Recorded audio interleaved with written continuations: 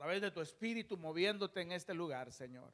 Ayúdanos, Señor, te necesitamos, te alabamos y te damos gracias por tu Hijo, en cuyo nombre oramos. Amén y amén. Amén. Bueno, vamos al Evangelio según San Lucas, que es el que ha estado ocupando nuestra atención ya por más de un año y medio. Y en el Evangelio según San Lucas yo te invito a ir al capítulo 11, donde vamos a leer los versos del 29 al 36. Lucas capítulo 11, versos del 29 al 36. La palabra del Señor dice de la siguiente manera: como la multitud se aglomeraba, comenzó a decir: esta generación es una generación perversa. Busca señal y ninguna señal se le dará, sino la señal de Jonás. Porque de la misma manera que Jonás vino a ser una señal para los ninivitas, así también lo será el Hijo del Hombre para esta generación. La reina del sur se levantará en el juicio con los hombres de esta generación y los condenará, porque ella vino desde los confines de la tierra para oír la sabiduría de Salomón. Y mirad, algo más grande que Salomón está aquí. Los hombres de Nínive se levantarán en el juicio con esta generación y la condenarán, porque ellos se arrepintieron con la predicación de Jonás. Y mirad, algo más grande que Jonás está aquí. Nadie cuando enciende una lámpara la pone en un sótano ni debajo de un almud, sino sobre el candelero, para que los que entren vean la luz. La lámpara de tu cuerpo es tu ojo. Cuando tu ojo está sano, también todo tu cuerpo está lleno de luz. Pero cuando está malo, también tu cuerpo está lleno de oscuridad. Mira pues que la luz que en ti esté no sea oscuridad. Así que si todo tu cuerpo está lleno de luz, sin tener parte alguna en tinieblas, estará totalmente iluminado, como cuando la lámpara te alumbra con sus rayos. Amén. Gracias, Señor, por tu palabra. Gracias, Padre Santo. Continuamos caminando con Jesús y aprendiendo a hacer ministerio al lado de Él. A la vez que lo hacemos, se afirma en nuestros corazones su persona y su obra. En el mensaje anterior, en el mensaje que se predicó en el Día de las Madres, Cristo recibe una recomendación pública de parte de una mujer que alaba el vientre que lo tuvo y los senos que lo criaron. Jesús responde afirmando que más bien dichosos son los que reciben su palabra y la guardan. Esto es increíble. El hecho de tener la palabra encarnada, Jesús morando en el vientre, es algo ya bendito.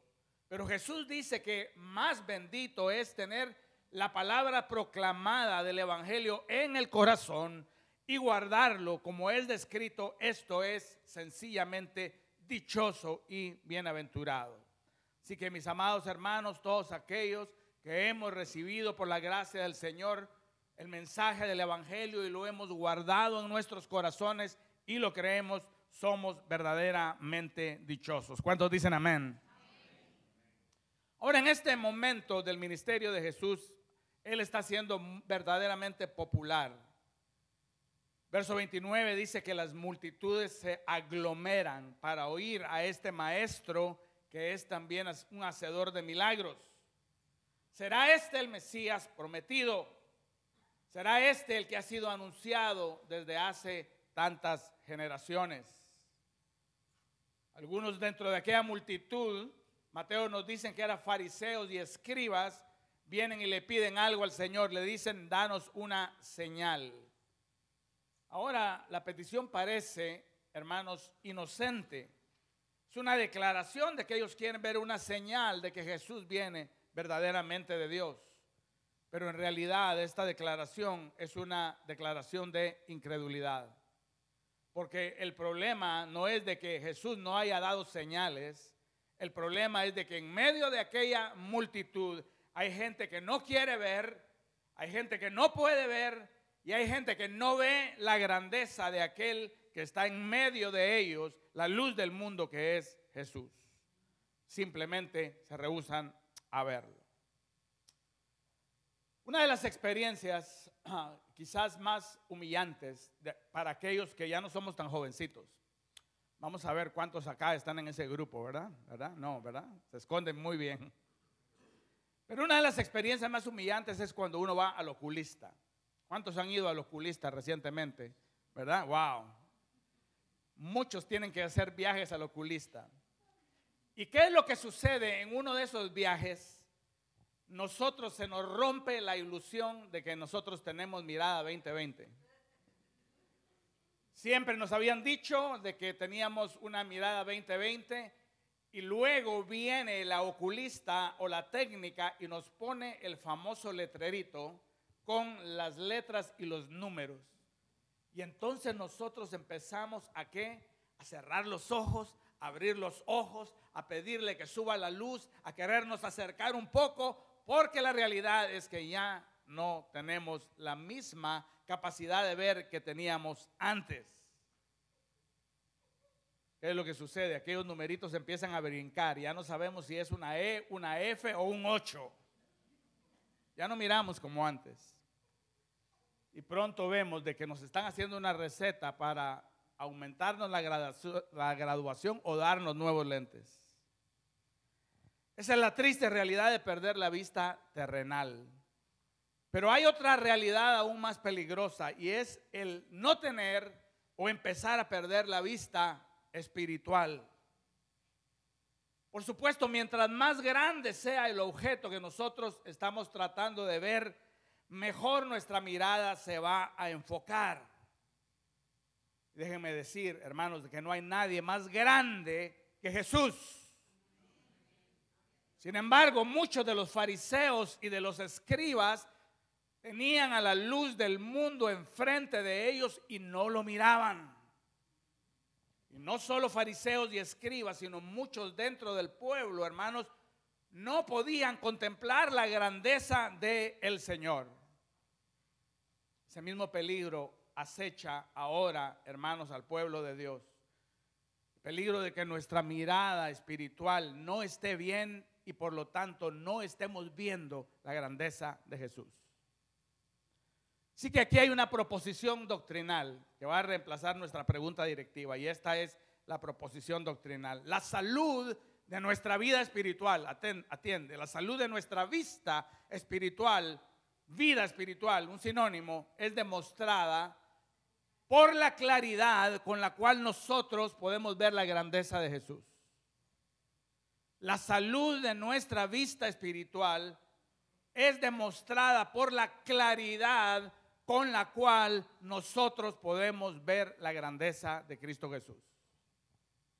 Y este pasaje, hermano, nos revela tres cosas en las cuales la grandeza de Jesús es revelada para que nosotros al final de este mensaje podamos examinar nuestra vista espiritual.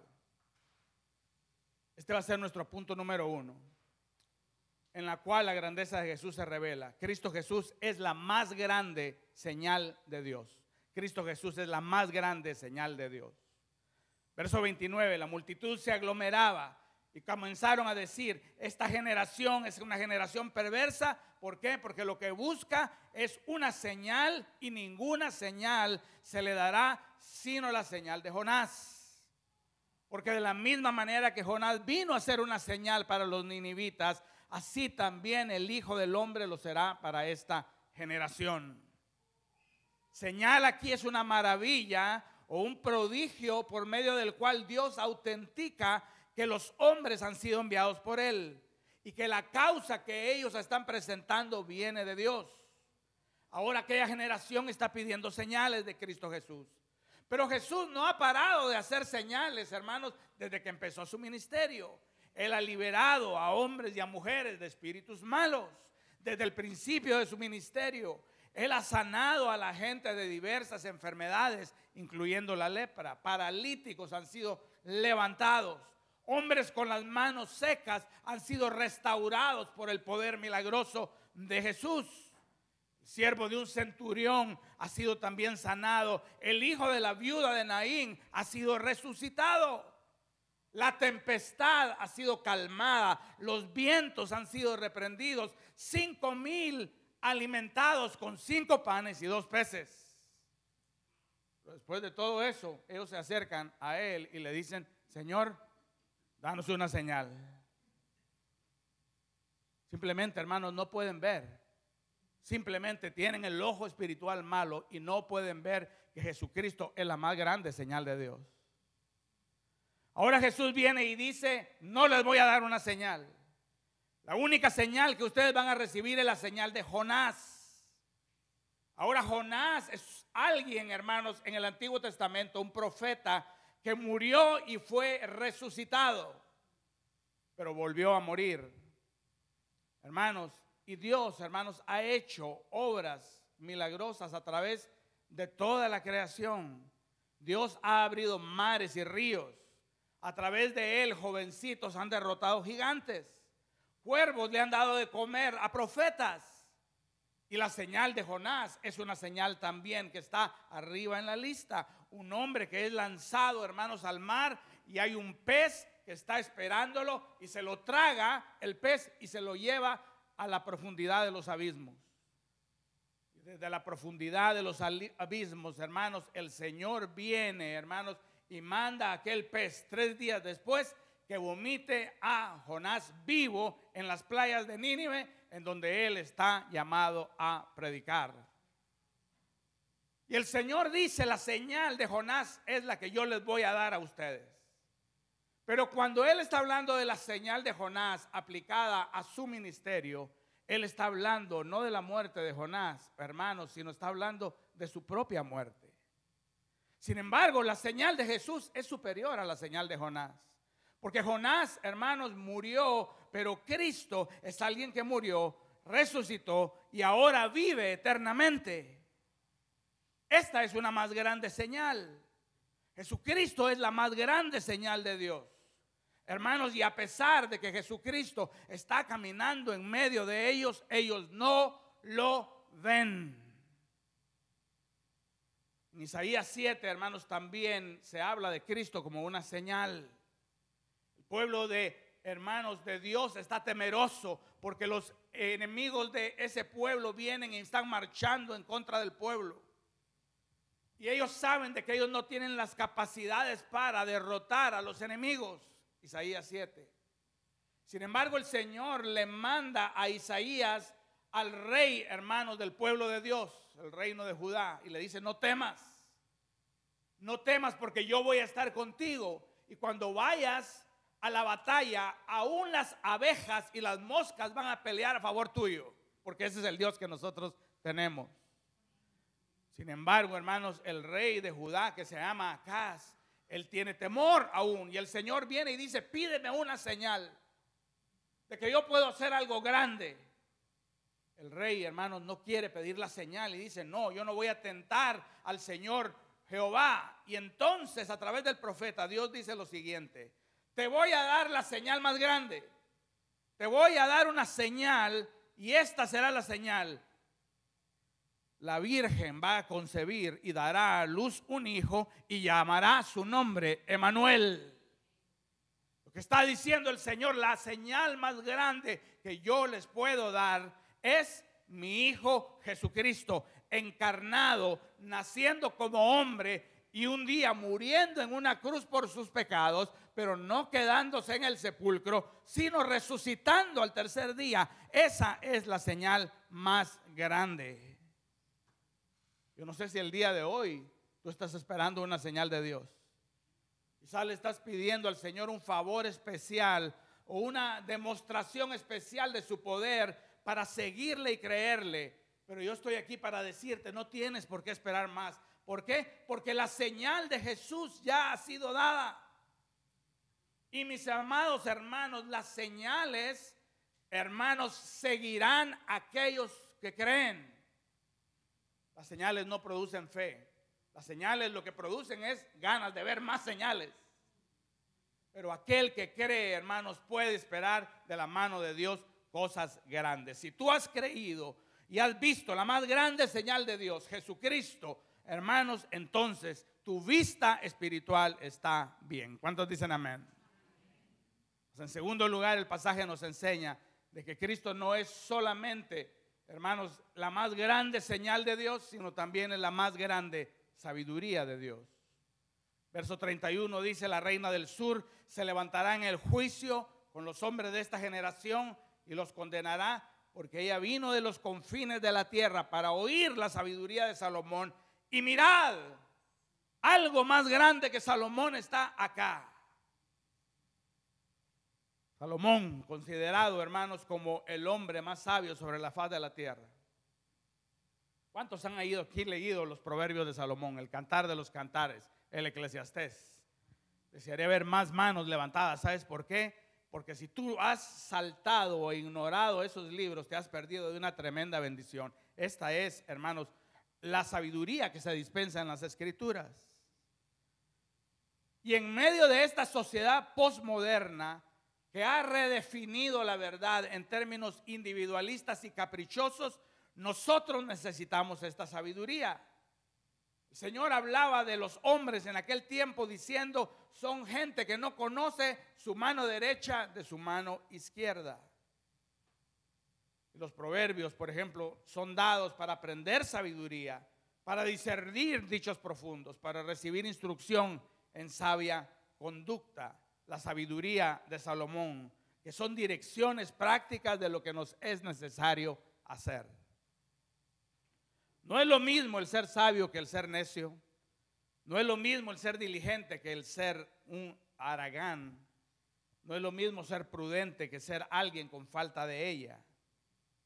Pero sin embargo el Señor viene y dice: aquí hay alguien más grande que Salomón en medio de ustedes, y ustedes no lo quieren oír. Porque Jesús también anuncia sabiduría. En su ministerio Él también nos dice, hermanos, cosas que nosotros debemos hacer. Por ejemplo, Él viene y dice: por nada estéis afanosos.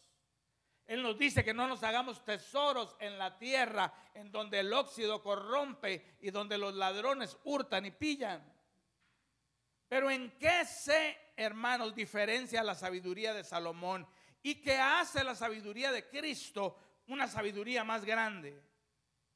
Bueno, hermanos, de que el Señor no solo nos dice aquellas cosas que nos es menester hacerlas, sino que nos da el corazón para hacerlas.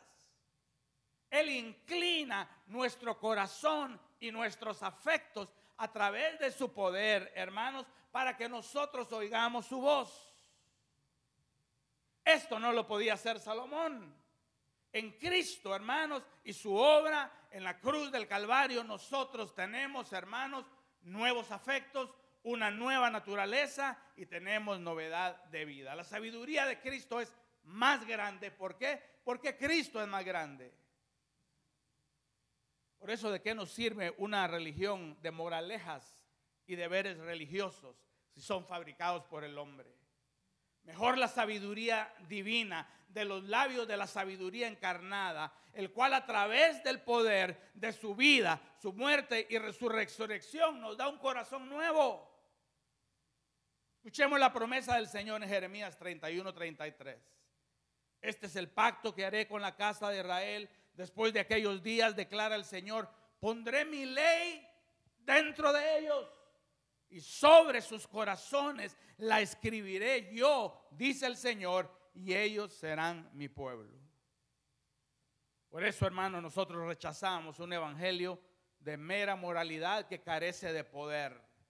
Nosotros lo que queremos, hermanos, es sentarnos a los pies de Cristo y le pedimos no solo que nos enseñe, sino que nos dé el corazón para obedecerlo y el poder para seguirlo. Esta sabiduría es más grande. Pero aquí hay un tercer aspecto, hermanos, acerca de Cristo, en donde Él se revela como más grande. Cristo es un más grande Salvador. Verso 32 dice: los hombres de Nínive se levantarán en el juicio con esta generación y la condenarán, porque ellos se arrepintieron con la predicación de Jonás, y mirad, algo más grande que Jonás está acá. A través de la predicación de Jonás, Nínive fue preservada de una destrucción temporal. Aunque de mala gana, Jonás, porque parece que no tenía muchas ganas de ir a predicar a Nínive, conoce la historia, él requirió mucho convencimiento de parte de Dios, pero al fin él fue y predicó a Nínive, y aquella gente ayunó y se afligió y el corazón de Dios fue movido a misericordia. Los ninivitas oyeron a aquel gran profeta de Dios. Pero el Señor está diciendo, hermanos, de que algo más grande que Jonás está en medio de ellos y ellos no quieren oír. Los ninivitas oyeron a Jonás, un hombre falible, un hombre pecador, y sin embargo, hermanos, multitudes el día de hoy escuchan la voz de Cristo y la ignoran. Y la salvación que Cristo, hermanos, ofrece es mucho más grande, hermanos, que la salvación que Jonás predicó. ¿Por qué? Porque él fue a predicar, hermanos, en primer lugar de una manera voluntaria.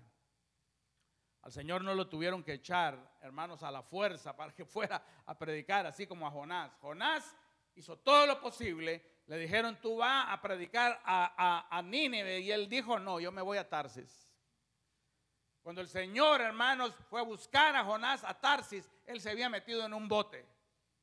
Y no se había metido solo en un bote, sino que dice que descendió al fondo del bote para tratar de escapar de la comisión del Señor.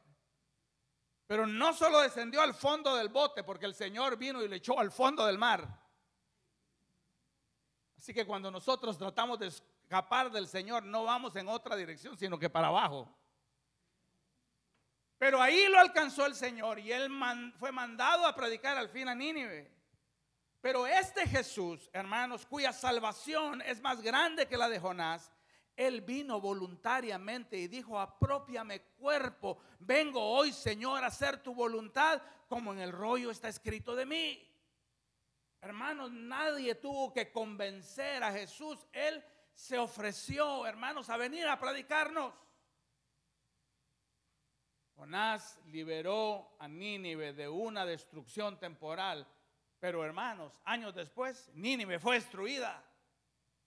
Pero todo aquel que pone su confianza en el Hijo de Dios, todo aquel que viene y recibe las palabras de Jesús como verdaderas, está asegurado de que está escapando de una destrucción no temporal, sino eterna. Por eso Jesús es más grande. Esperamos de los cielos a su Hijo, dice el apóstol Pablo, el cual resucitó dentro de los muertos, es decir, a Jesús, quien nos libra de la ira venidera. Este es un gran Salvador. Este era el gran Salvador, que es la gran sabiduría de Dios y que es la gran señal de Dios. Y sin embargo, estando Él haciendo prodigios y señales y hablando, hermanos, la palabra de Dios, la gente viene y dice, ¿nos puedes dar una señal de que tú verdaderamente eres el que estamos esperando? El problema no es Cristo, el problema es el corazón duro del hombre y el ojo malo del hombre. Oh, mis amados hermanos, solo Jesús puede salvar de esta manera. A Jonás no le costó nada personalmente ir y predicar el evangelio, hermanos, o ir y predicar buenas nuevas a aquellos hombres, pero a Jesús sí le costó. En esto consiste el amor. Esta es la definición del amor según Primera de Juan. Y este es el precio que pagó nuestro Señor.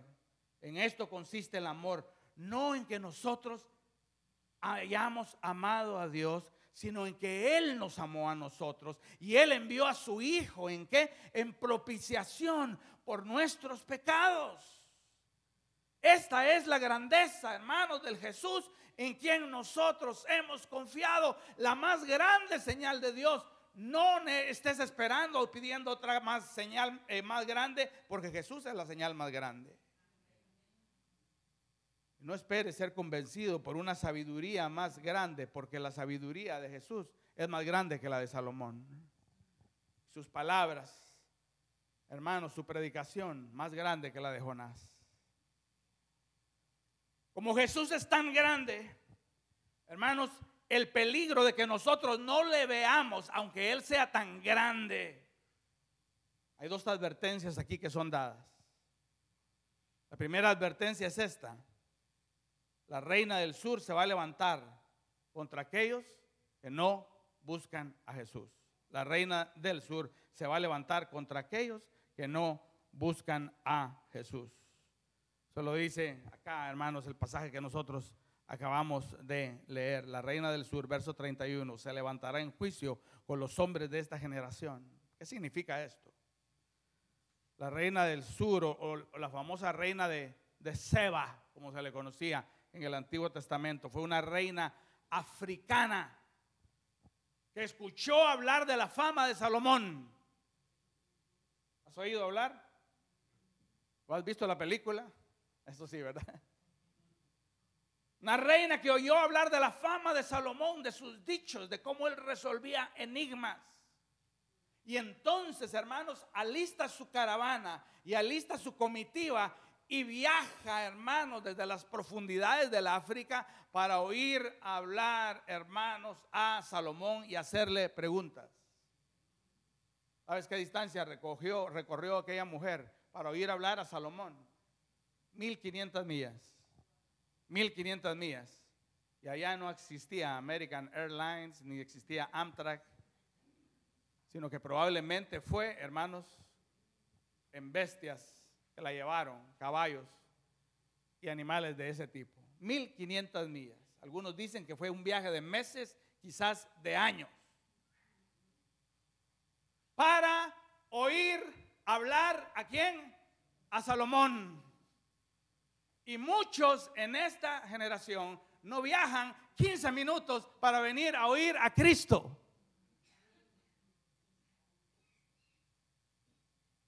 Ay, mis amados hermanos, la reina del sur se levantará en el juicio con los hombres de esta generación y los condenará, porque ella vino de los confines de la tierra para oír la sabiduría de Salomón. Y mirad, escuchemos, hermanos, la plegaria de Cristo. Mirad, alguien más grande que Salomón está en medio de nosotros. ¿Quién está en medio de nosotros, mis amados hermanos?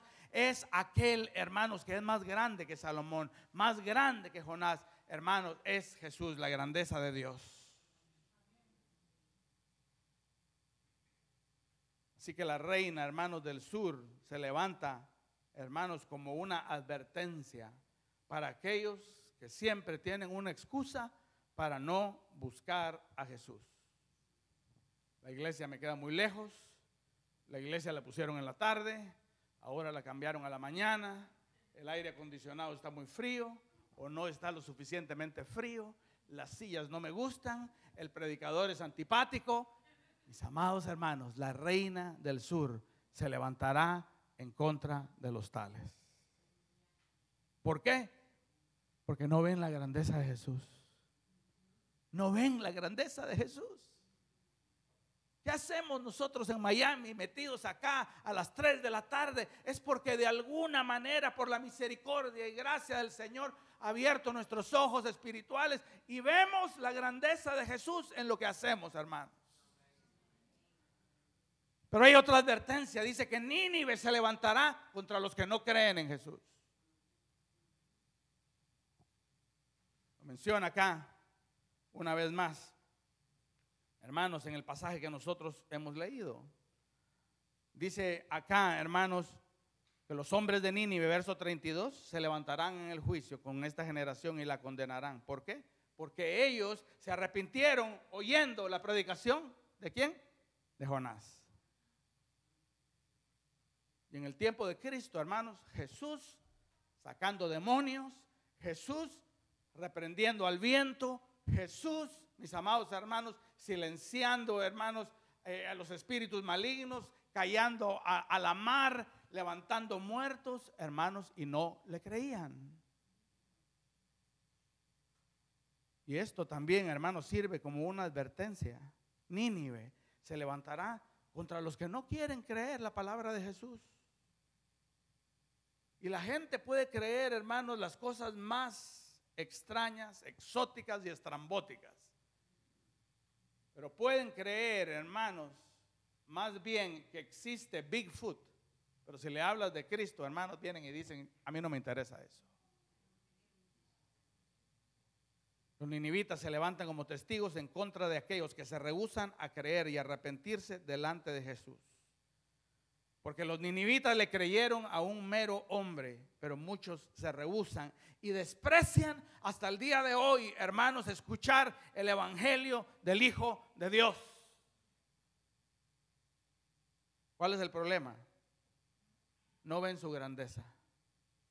Ven a un Jesús pequeño o invisible, no ven su grandeza. Así que, hermanos, al empezar a concluir, yo quiero que tengas en memoria esto. Tenemos que clamar con todo nuestro corazón por los inconversos que no ven la grandeza de Jesús. Y uno se rasca la cabeza y dice, ¿verdad? Pero ¿por qué no cree? ¿Por qué no se convence de una vez por todas? ¿Por qué prefiere irse allá que venir acá a adorar al Señor? ¿Sabes por qué? Porque no ve la grandeza de Jesús. Y debemos de pedirle al Señor, Señor, abre los ojos, Señor, de su entendimiento, para que esa persona salga de la esclavitud de Satanás en donde está amarrado en tinieblas y venga a la luz de tu amado Hijo. Pero ¿qué acerca de nosotros los creyentes? Porque este pasaje también sirve como un recordatorio sobrio de que nosotros revisemos nuestra vista espiritual. Que también nosotros estamos, hermanos, viendo y percibiendo la grandeza de Jesús. ¿Cómo estamos nosotros, hermanos, viendo, hermanos, la grandeza de Jesús? Nuestro ojo espiritual está bueno, está malo, está nuestra mirada defectuosa. Verso 34, la lámpara de tu cuerpo es tu ojo. Cuando tu ojo está sano, también todo tu cuerpo está lleno de luz. Y el Señor empieza a hablar, hermanos, del ojo del cuerpo. Y Él habla de la luz. Y Él habla de que la lámpara, hermanos, y la luz nadie la pone en un sótano ni debajo del almud, sino sobre el candelero, para que todos los que entren vean la luz. Y lo que el Señor está diciendo es: aquel que es la luz del mundo, aquel que es Cristo Jesús, y aquel que vino a anunciar las buenas nuevas de su evangelio, ha sido puesto en un lugar para que todos lo vean. Él es grande, sigue siendo grande. Cuando nosotros no vemos a ese Cristo que es grande, hermanos, es porque nosotros debemos venir humildemente con el Señor y decir: Señor, no te estoy viendo bien, Señor. No estoy contemplando tu gloria como un día la contemplé. Señor, mi corazón no se conmueve delante de tu voz como un día, Señor, se conmovía. Porque Jesús, hermanos, no está oculto, sino Él es la luz del mundo, que ha sido mandado para iluminar, hermanos, a todo ser humano. ¿Cuál es el problema entonces? Si Jesús no está escondido, si Él es una lámpara puesta en un lugar visible, ¿cuál es el problema? El problema es el ojo que no lo ve. Ese es el problema. Recordemos nuestra proposición doctrinal. La salud de nuestra mirada espiritual está determinada por qué tan claro nosotros vemos la grandeza de Cristo. Esa es una buena pregunta que yo me haga, aún aquí como pastor, ¿verdad? Y cada uno de nosotros, ¿qué tan claro yo veo la grandeza de mi Jesús?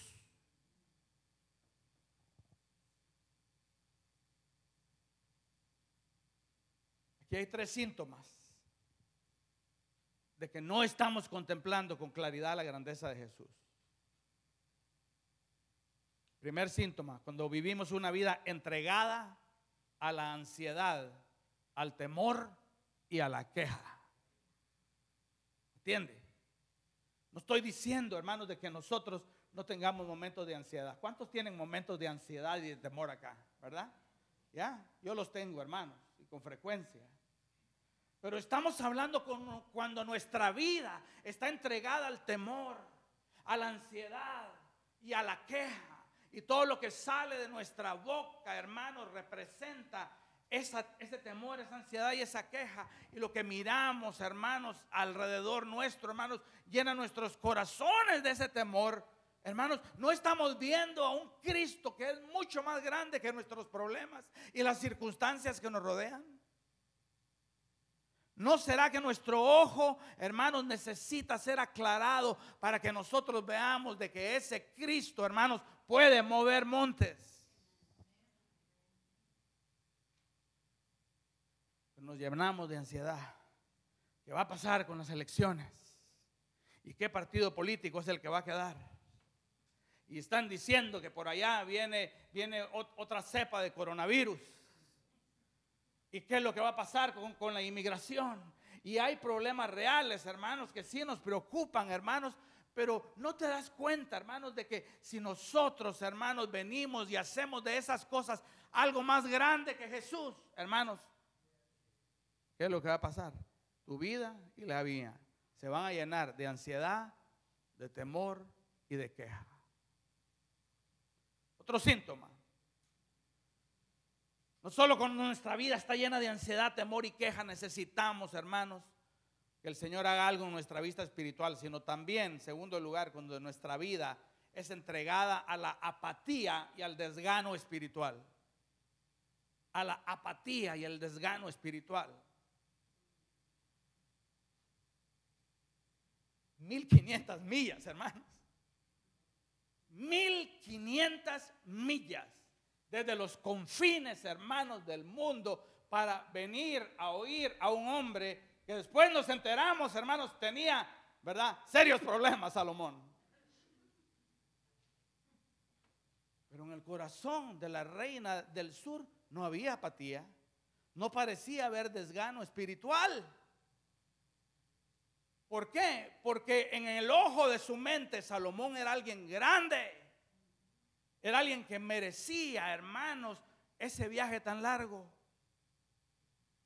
Pero cuando nosotros, hermanos, venimos y chequeamos nuestro corazón, hermanos, y empezamos a ver de que el invierno se está colando en nuestro corazón. Y sentimos, hermanos, una apatía, un desgano para, hermanos, las cosas espirituales, para todo lo que tiene que ver con Cristo. Cuando eso era una naturaleza segunda que, hermanos, lo hacíamos, hermanos, con tanta facilidad, pero empezamos a notar apatía y desgano espiritual. Ese es un síntoma de ¿qué? De que no estamos contemplando con claridad la grandeza de Jesús. Porque Jesús es grande. Porque su sabiduría es más grande que la de Salomón. Porque su evangelio es más grande que el de Jonás. Y porque Jesús, hermanos, es lo que nosotros desesperadamente necesitamos. ¿Cuántos dicen amén? Tercer síntoma de que no estamos contemplando con claridad la grandeza de Jesús, cuando nuestra vida es una vida entregada a los deleites de este mundo.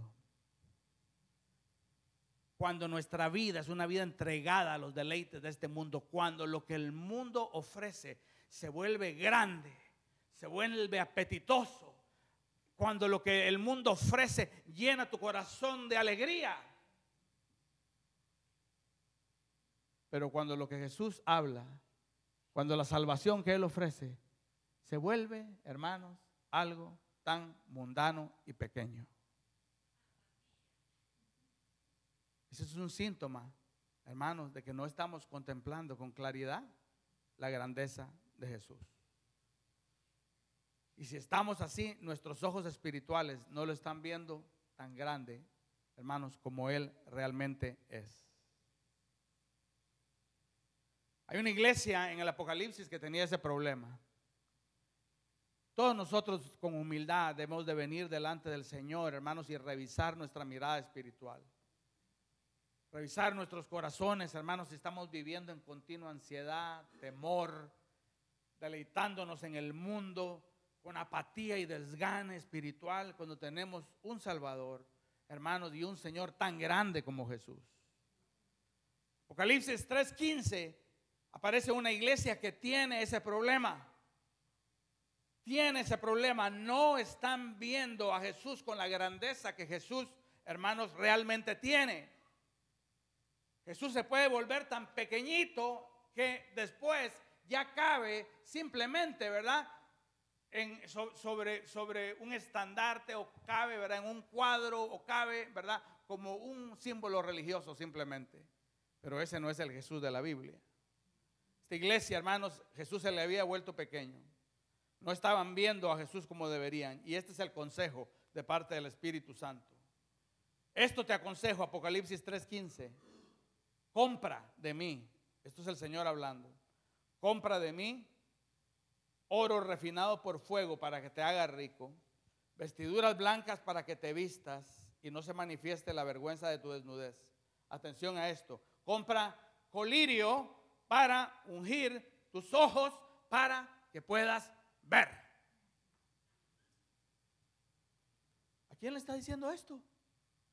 ¿Le está diciendo esto a la gente impía de la calle, hermanos? Ellos están enceguecidos por el diablo, el príncipe de las tinieblas. ¿A quién le está diciendo que compre colirio y que unja sus ojos para que puedan ver? Se lo está diciendo, hermanos, a una de las iglesias, hermanos, del Asia Menor. Y ese es el consejo para nosotros el día de hoy. El único consejo, el único remedio. Hermanos, yo les voy a confesar algo. Yo quiero ver, te lo voy a confesar, yo quiero ver con más claridad la grandeza de Jesús. Yo quiero ver con más claridad la, hermanos, grandeza de Jesús. Porque cuando no veo con claridad, entonces mi corazón se llena de amargura, o se llena de enojo, o se llena de desgano, apatía también, hermanos. Y yo me sospecho de que algunos acá tienen ese mismo problema. ¿Qué podemos hacer? Compremos colirio de Dios. Ese colirio no lo venden en CVS. Ese colirio no lo venden en Walgreens. Ese colirio no lo venden, hermanos, en la tienda de la esquina. Compren colirio de Dios para que puedan ungir sus ojos y así puedan ver. ¿Cómo compramos colirio de Dios, hermanos? Empieza con rogarle a ese Dios que es el Dios de la luz, hermanos, que quite, hermanos, la venda de nuestros ojos. Empieza con el clamor del corazón y decirle al Señor: Señor, no estoy viendo, Señor, y estoy preocupado. Señor, mi vista está nublada, Señor. He chequeado mi corazón, hay desgano, hay apatía, Señor. El mundo me está llamando, Señor. Y yo quiero en esta hora comprar de ti colirio porque yo quiero ver, Señor. Yo quiero ver la grandeza de Jesús. En primer lugar, compramos colirio de Dios con rogarle al Dios de la luz: Señor, ya me he dado un par de tropezones bien tropezados, Señor, y esto significa que no estoy viendo bien. ¿No es eso una señal? Y uno no está viendo bien, que se anda chocando uno por todos lados. Y uno dice: ¿quién puso esto acá? ¿Verdad? ¿Quién puso? No, siempre he estado ahí. El problema es que no estamos viendo bien. Pero empieza rogándole al Señor: Señor, no estoy viendo bien. Oye, Señor, mi boca llena de queja, cuando debería estar, Señor, glorificando tu nombre por tan grande salvación, Señor. Segundo lugar, compramos colirio de Dios no solo cuando rogamos por luz al Dios de luz, sino compramos colirio de Dios, atiende, cuando resistimos las tinieblas. Cuando resistimos las tinieblas. Cuando Pablo es enviado, hermanos, a predicar a los gentiles, él viene y recibe esta comisión del Señor. Yo te envío, dice el Señor, para que abras los ojos de los gentiles y para que se conviertan de las tinieblas a la luz y de la potestad de Satanás a la potestad de Dios. Nosotros compramos colirio de Dios, hermanos, cuando despertamos a la realidad de que estamos en medio de una guerra espiritual y de que el príncipe de las tinieblas nos quiere arrastrar de regreso a las tinieblas y quiere tapar nuestros ojos espirituales para que no veamos la belleza de Jesús. ¿Qué te estoy diciendo? De que si tú y yo, hermanos, no estamos contemplando a este que es el grande signo de Dios, la gran señal de Dios, a este que es la más grande sabiduría de Dios, a este que es el más grande Salvador, si tenemos esos síntomas de ansiedad, de apatía y desgano, si el mundo cada vez nos interesa más con sus ofertas, si eso está pasando, es de que tú y yo estamos bajo ataque del príncipe de las tinieblas. Y quizás ni nos hemos dado cuenta. Y el Señor viene y dice: resistan al diablo. Resistan al diablo que quiere entenebrecerlos. ¿Qué es entenebrecer? Hermanos, de que no podamos ver, hermanos, y contemplar la belleza de Cristo Jesús. Esto es lo que hizo Dios. Dios, que mandó que de las tinieblas resplandeciese la luz, es el que resplandeció en nuestros corazones para iluminar el conocimiento de la gloria de Dios en la faz de Cristo Jesús. Así que si nosotros miramos hacia aquel tiempo en cuando la mera mención del nombre de Cristo te hacía llorar, ¿no? Y compartías con Cristo, de Cristo era con todo el mundo. Y no podía haber una actividad de la iglesia, ¿verdad?, donde tú estuvieras ahí. ¿Por qué? Porque querías estar con tus hermanos, los cuales compartían acerca de Jesús. Pero todo eso ha ido perdiendo intensidad. Todo eso, ¿verdad?, ha entrado un frío por allí de apatía y desgano espiritual. Nosotros vamos en el nombre del Señor a resistir la obra del príncipe de las tinieblas, a pedirle al Señor que abra nuestros ojos espirituales para que veamos la belleza de Cristo. Y en tercer lugar, el comprar colirio de Dios significa de que nosotros recurramos a los medios por los cuales el Señor nos da luz.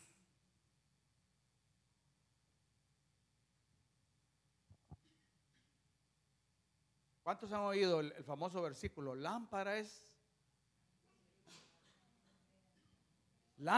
a mis pies tu palabra y lumbrera a mi camino. ¿Sabes por qué? Porque el Señor nos ha dado medios de gracia. El Señor nos ha dado la oración. El Señor nos ha dado la iglesia. El Señor nos ha dado la predicación. El Señor nos ha dado, hermanos, los grupos de comunidades donde podemos nosotros acercarnos, hermanos, y encender aquello, hermanos, que se está apagando. Eso es comprar colirio de Dios. Eso es recurrir a los medios de gracia y decir: Señor, yo quiero ver con más claridad la grandeza de aquel que es más grande que Jonás y es más grande, Señor, que Salomón. Yo quiero ver la grandeza de Jesús. ¿Cuántos quieren ver la grandeza de Jesús con más claridad?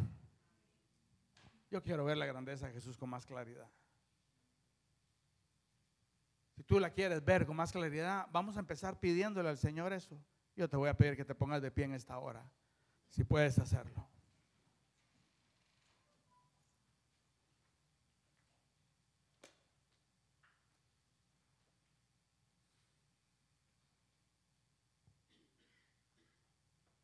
Aleluya.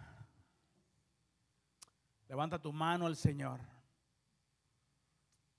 Si tú quieres ver con más claridad la grandeza de Jesús, abre tus labios, mi amado hermano. Ten libertad en este lugar. Abre tus labios y dile al Señor: yo quiero ver a Jesús. ¿Cuántos quieren ver a Jesús con más claridad en sus hogares?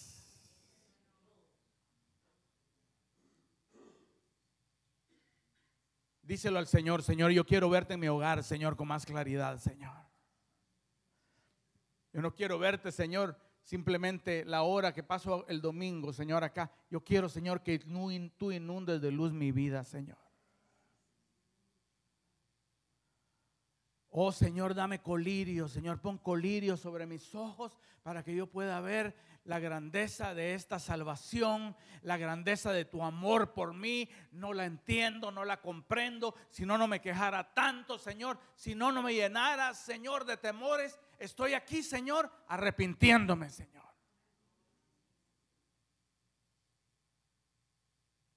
Oh Señor, estamos aquí confesando, Señor, de que el mundo se ha vuelto, Señor, más atractivo de lo que un día era, Señor. ¿Por qué?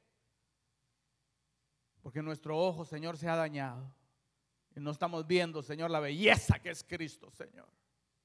La fuente de todo bien, Señor, que es el amado, el hermoso amado, oh, que es Cristo Jesús. Pero queremos aquí, Señor, levantarnos también, Señor, y queremos resistir al príncipe de las tinieblas. Mi amado hermano y mi amada hermana, si tú en esta hora sientes de que el enemigo ha estado atacando tu vida, tu vista espiritual, y tú no ves a Cristo como un día lo mirabas, no lo ves grande sino pequeño, resiste. Hombres que están acá, que están llamados a ser líderes de su hogar, mostrando la grandeza de Jesús. Resiste, hombre de Dios, en contra del príncipe de las tinieblas. No te rindas a la oscuridad. Batalla por tu casa y batalla por luz en esta hora, en el nombre de Jesús. Reprendemos cualquier obra de las tinieblas sobre nuestros hogares, sobre nuestras mentes, sobre nuestros ánimos, Señor. Restaura, Señor, el gozo de nuestra salvación, Señor. La alegría de ser cristianos, Señor. La alegría, Dios mío, Señor, de ser llamados de tu nombre, que está opaca en estas horas, Señor. Oh, mi hermano, si tú sientes apatía espiritual, si tú sientes de que no tienes las energías que un día tenías, confiésale eso a tu Señor, que ya lo sabe, y levanta tus manos y dile: Señor, haz algo en mí, Señor, para que yo corra hacia tu palabra, para que yo corra hacia tu iglesia, para que yo corra, Señor, a orar, Señor, y pueda así contemplar, Señor, la grandeza de tu Hijo. Señor, estamos acá, Padre Santo. Y no queremos, Padre Santo, que la reina del sur en aquel día se levante a acusarnos. Y que los ninivitas, Señor, nos den, Señor, un ejemplo, Señor, de fe. Cuando nosotros, Padre Santo, Señor, hemos sido llamados a ver a Cristo, que es más grande. El día de hoy, Señor, queremos pedirte perdón. Queremos pedirte perdón, queremos arrepentirnos, Señor. Queremos pedirte con humildad que tú pongas colirio sobre nuestros ojos. ¿Cuántos pueden decir eso y repetirlo conmigo? Si lo crees, hermano, yo lo voy a decir porque yo lo creo. Señor, pon colirio en mis ojos, Señor. Señor, pon colirio en mis ojos para que vea, Señor. Para que vea la grandeza de tu Hijo. Gracias te damos, Señor, en esta hora. Te bendecimos y te confesamos como el más grande, Señor. Como la luz, Señor, que vino al mundo. Ayúdanos, perdónanos, afírmanos. En el nombre de Cristo Jesús. Amén, Señor. Y amén, amén, amén.